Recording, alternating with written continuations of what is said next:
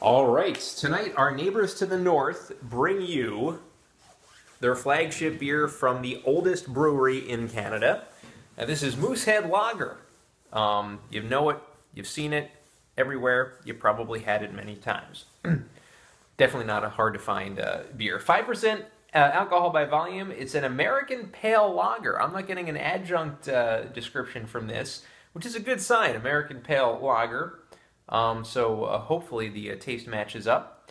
Now the brewery is in New Brunswick, Canada, which I believe is on the northeast area near Nova Scotia.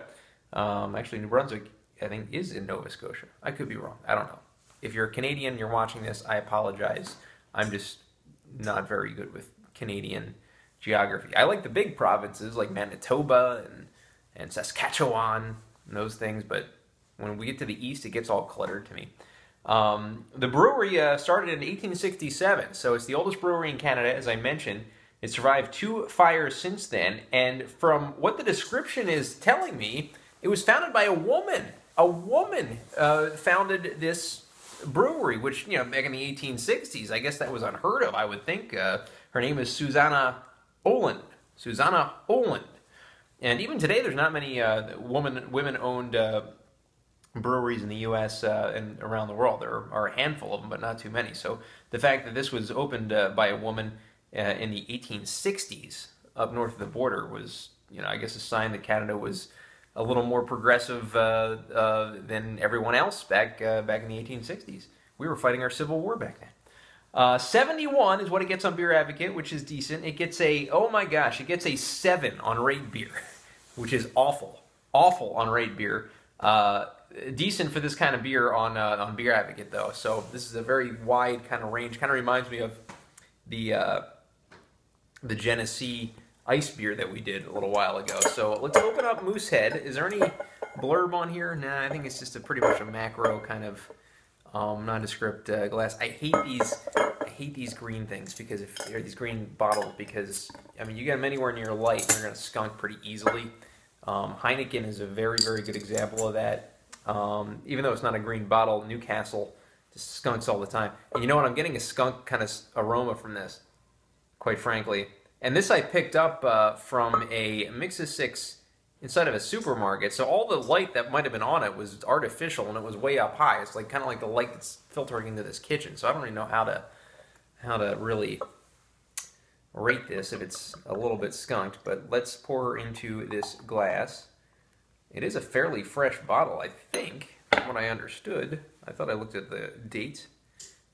If it even had the date on it, I don't know. Maybe it doesn't. Quality and tradition. I like that ingrained onto the bottle here. So we have a very pale looking pour, hence the American Pale Lager. And the head is about, what do we got here? About a finger, maybe a little less than a finger or so. And it is tad skunked. It is a bit on the skunky side, I will say that. So full disclosure, I'm going to kind of try to go through this review with taking the skunkiness out of the equation, knowing that it was probably touched by the light of the supermarket that I got it in. Only got one. And, you know, I don't want to get too many macros in a Mix-a-Six, so you're not getting your money's worth that way. And taking away the skunk aroma, filtering it out through my nose, I'm getting that very lagery smell. It's a good smell. Good German hops. You can smell kind of the freshness of the hops compared to some of the macros in the U.S. So you know they're using probably better quality ingredients than your Budweisers and all that good stuff. So let's get the taste now of Moosehead.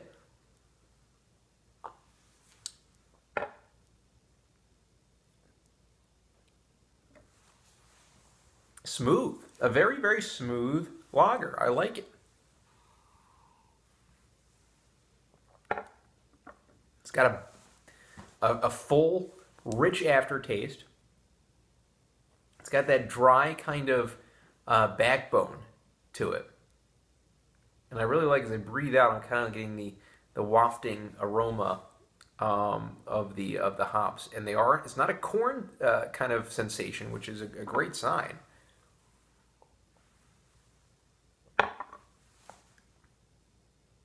Yeah, you could do a lot worse with this beer. It's a decent beer. Let's see, 5%. Not a bad ABV either. A decent appearance. The head is a little bit, dissipating a little bit, which, par for the course right there. But you can do a lot worse, I think, with this style.